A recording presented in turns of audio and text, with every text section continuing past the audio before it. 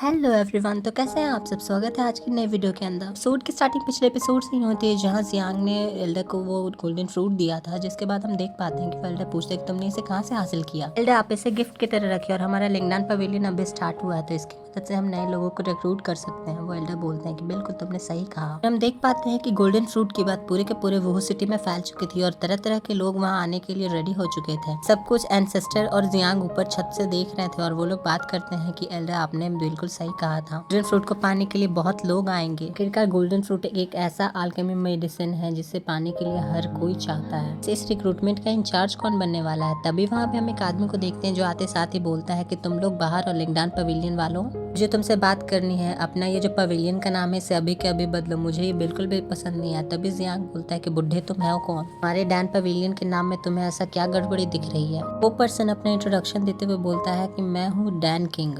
ये नाम सुनते साथ ही तो जियांग और ओल्ड सिस्टर के चेहरे के ऊपर एक कड़वी रिएक्शन को देख पाते हैं। अपनी पावर्स को चैनलाइज करता है और उसके बाद अपने हाथों में वो एक जुआन फर्नेस को अपीयर करता है। तभी जियांग बताता है कि ये जो है वो साउथ मार्शल किंगडम के अंकल बो का फर्नेस है। नॉर्मल इंसान के लिए तो ये बस एक बहुत ही अच्छा अल्केमी फर्नेस है, लेकिन असल में ये एक ड्रैगन लेवल का वेपन है। वो डैन किंग बोलता है कि अगर तुम इसे देख के अमेज्ड हो तो चाहो तो तुम इरादा बदल सकते हो। सिस्टर मैया बोलते हैं कि ये सिर्फ इस घटिया लेवल के स्किल के साथ खुद को डैन किंग कहता है, बेवकूफ। जियांग को धमकाते हुए बोलते हैं कि जियांग तुम्हें इससे हारना नहीं, और अगर हारे तो फिर देख लो तुम्हारा बुरा हाल होगा। तुमने अभी फील किया इस ड्रैगन फर्नेस के अंदर से जो पावरफुल सेंसेशंस रिलीज हो रही हैं, और ये फर्नेस तुम्हें किसी भी कीमत के ऊपर हासिल करना ही है। तभी जियांग कहता है कि अगर ऐसी बात है तो फिर चलो शुरू करते हैं। वो सर बुढ़े तुम्हें मेरे साथ कंपटीशन करना होगा। वो बोलता है कि क्या कंपटीशन, जिसके ऊपर फिर हम देख पाते हैं कि जियांग बोलता है कि अगर मैं हारा तो मैं नाम भी बदल दूंगा और तुम्हें ये गोल्डन फ्रूट भी दूंगा। तभी वो एल्डर बोलते हैं कि अगर ये हार गया तो जियांग चालाकी करते कि क्या एल्डर आपको इसका फर्नेस चाहिए। छी छी छी एल्डर, आप कितने ज्यादा लालची हो। क्या आपको सच में लगता है, देखो इस बूढ़े आदमी को, इसके पास मिला जुला के है ही क्या, बस एक ओल्ड सा फर्नेस बचा हुआ है। उनकी ऐसी बातों को सुन के वो डैन किंग कहता है कि हा हा हा हा हा, अगर ऐसी बात है तो मैं अपनी जुआन यांग फर्नेस को बेट करता हूँ। जियांग और ओल्ड एंसेस्टर चाहते भी यही थे कि ये बंदा अपना जुआन यांग फर्नेस भी बेट पे लगा दे। इसके बाद ओल्ड एंसेस्टर इन दोनों के बीच में कंपटीशन को स्टार्ट करते हैं। बोलते हैं कि फेयरनेस रखने के लिए जियांग मेरा फर्नेस यूज करेगा। तो वो जियांग बोलते हैं कि मैं आपका फर्नेस क्यों यूज करूँ। तो कहते चुप रहो। फिर वो अपनी पावर्स को एक्टिवेट करते हैं और अपनी डिवाइन फर्नेस को अपीयर करते हैं, जो कि देखने में काफी ज्यादा पावरफुल लग रहा था और वो धीरे धीरे नीचे आ रहा था। फिर एल्डर्स अपनी पावर्स को कंट्रोल करते हुए उस फर्नेस को नीचे लाते हैं और फिर वो बोलते हैं कि तुम दोनों अपने अपनी डिवाइन कॉन्शियसनेस को इसके अंदर डालना और साथ ही अपनी ट्रू क्यूआई को भी। सारी बातें सुन के जियांग कहता है कि ये एल्डर ये बहुत ज्यादा कॉम्प्लिकेटेड है। वो बोलते हैं कि चुपचाप जो कहा है वो काम करो। जियांग भी इस रुखी सुखी आवाज से चुपचाप शांत हो जाता है और एल्डर की बताए हुए ट्रिक्स का यूज करना शुरू करता है। इसके साथ ही वो एक अलग ही वर्ल्ड में पहुंच जाता है। वो वर्ल्ड कितना ज्यादा खतरनाक होगा वो तो हम उसकी आंखों में जो खौफ है उसी से पता लगा सकते हैं। वो वर्ल्ड पूरी की पूरी तरह मर्डरस ऑरा से फिल्ड था। इंटेंट तो मानो इस तरह से बह रहा था जैसे कि कोई खून की नदी हो। वहीं पर हम ब्लड डिवावरिंग बैट्स को भी देख पाते हैं। जियांग को उसके अंकल की वॉइस सुनाई देती है और वो बोलते हैं कि इसी तरह से हम अल्केमिस्ट कम्पीट करते हैं। तो और अभी तुम लोग मेरे फर्नेस के अंदर एंटर कर चुके हो और ये जो अल्केमी का कंपटीशन ये सिर्फ अल्केमी के स्किल्स के ऊपर बेस नहीं है, ये इतना भी शो करेगा कि तुम्हारी ट्रू फायर बीस्ट की कंट्रोल पावर कितनी ज्यादा है। तब बताता है कि ये जो बैट्स यहाँ पे है ये ट्रू की फायर पावर से बने होते हैं। ट्रू की फायर बीस्ट का नाम सुनते ही बोलता है कि मुझे तो ये जगह डिवाइन रियलम की तरह ही लगती है। अच्छा मैया बोलते हैं कि मैं तुम्हें क्लियर कर दूं, ये कोई डिवाइन रियलम नहीं है, ये बस उसका छोटा सा इमेजिनेशन बनाया गया है। लेकिन दोनों जगह जो लॉ यूज होती है वो लॉ यहाँ पे भी सेम यूज होगी। डैन बोलता है कि तो चलो इसको शुरू करते हैं, मैंने बहुत ज्यादा यातनाएं सहा है। वो डैन किंग कहता है कि ऐसा लगता है ये तुम्हारा पहला डिवाइन अल्केमी कंपटीशन है, मैं तुम्हें इसके ऊपर सलाह दे सकता हूँ। सबसे पहले तुम्हें यहाँ पे बैट्स को किल करना होगा, जिसके लिए जियांग अपनी फायर बीस्ट को यूज करता है।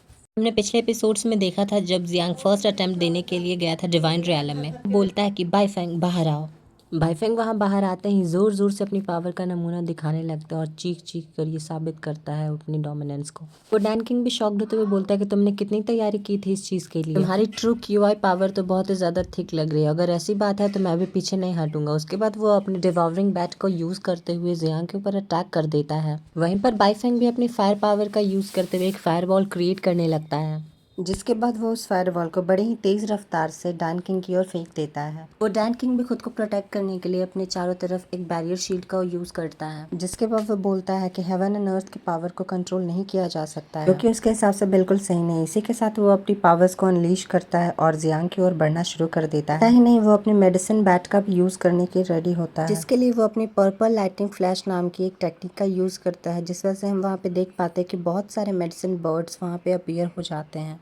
ये जो बैट्स थे इनकी तादाद बहुत ही ज़्यादा थी, जो कि जियांग की तरफ बढ़ते हैं और उसे घायल करना शुरू कर देते हैं। जियांग के चेहरे पे कट लग चुके थे। वो बोलता है कि जो बाइफेंग को चोट लगेगा वो उसके ओनर को भी चोट लगता है। फिर हम बाइफेंग को देखते हैं, जिसे भी बहुत ही ज़्यादा तकलीफ सहनी पड़ रही थी। जियांग फिर बोलता है कि अगर इसी तरह से सब कुछ चलता रहा तो इस बंदे से जीतना मेरे लिए काफ़ी ज़्यादा मुश्किल हो जाएगा। वो डैन किंग कहता है कि तुम्हारा कॉन्ट्रैक्ट जो तुम्हारे बाइफेंग के साथ है, इसकी वजह से तुम्हें भी वो डैमेज मिलेगा। अभी सिस्टर मैया वहाँ पे अपीयर होती हैं और वो बोलती हैं कि बेवकूफ़ गधे कहीं कि तुमने फर्स्ट लेसन भूल गया जो बाइफेंग ने तुम्हें सिखाया था। तभी जियांग को याद आता है कि वो 3 बर्ड्स में स्प्लिट होने वाला। उसे पीटते हुए बोलती है कि बेवकूफ़, तुम कहते हो कि बड़ा होना ही हमेशा अच्छा होता है, लेकिन कभी कभी इनफ होना भी बहुत ज़्यादा बेटर होता है कि साइज में बड़े होने से। फिर जियांग बोलता है कि तो सिस्टर मैया मुझे क्या करना चाहिए। वो बोलते हैं कि अपनी ट्रू फायर को इंजेक्ट करो डिवाइन सेंस और बाइफेंग के अंदर। वहीं वो डैन किंग अभी भी जियांग के ऊपर अटैक करने के लिए रेडी हो रहा था। वो अपने सारे बैट्स को एक जगह पे बुलाता है और एक लाइटनिंग स्ट्राइक करने की कोशिश करता है। वो डैन किंग ये भी कहता है कि मैं नहीं चाहता कि कोई जीनियस मेरी वजह से इस तरह से मर जाए, इसलिए मैं इस कंपटीशन को जल्दी खत्म कर दूंगा। इस काम के लिए वो अपने मेडिसिन बैट्स को भेजता है कि जाओ और जाके इस कंपटीशन को खत्म कर दो। तभी हम वहाँ पे देखते हैं कि बाइफेंग भी एक्टिवेट हो जाता है और उसकी पावर्स फिर से स्प्लिट हो जाती है। पिछली बार जैसे हमने देखा था, ये तीनों पावर के 3 फॉर्म्स को रिप्रेजेंट करती हैं और तीनों अलग अलग पावर्स को एक्यूमुलेट करती हैं, जिसके लिए ये तीनों वापस लड़ाई शुरू कर देते हैं और उस डैन किंग को भी चोट लग जाती है। इतनी ज्यादा हाई स्पीड की वजह से उसके गले पे भी कट लग गया था। गाइस, वीडियो में आगे बढ़ने से पहले ये कहना है कि आप लोग वीडियो तो देखते हो लेकिन लाइक शेयर सब्सक्राइब नहीं करते, सो प्लीज़ कर दिया करो। इससे हमें मोटिवेशन मिलती है ताकि हम आपके लिए ऐसे वीडियोज़ और ला सकें। वापस आते हैं हमारी स्टोरी पे। उस जख्म की वजह से वो डैन किंग था, वो जमीन पे अपने घुटनों पे आ जाता है। जियांग बोलता है कि चलो इस कंपटीशन को खत्म करते हैं। सिस्टर मैया का धन्यवाद, मुझे उन्होंने ऐसी बात बताई। मैं तो कम्प्लीटली भूल ही गया था कि बाइफेंग अपने छोटे छोटे फॉर्म्स में भी डिवाइड हो सकता है। खुद को हारता हुआ देख एक नए कॉमर से वो डैन किंग बहुत ही ज्यादा बौखला जाता है। उसके खून में तो आग ही लग जाती है। फिर जियांग कहता है कि चलो इस कंपटीशन को खत्म करें। इसी खूबसूरत नजारे के साथ ये एपिसोड यहीं पे एंड होता है। हम मिलते हैं आपसे नेक्स्ट एपिसोड में, तब तक के लिए बाय बाय, टेक केयर।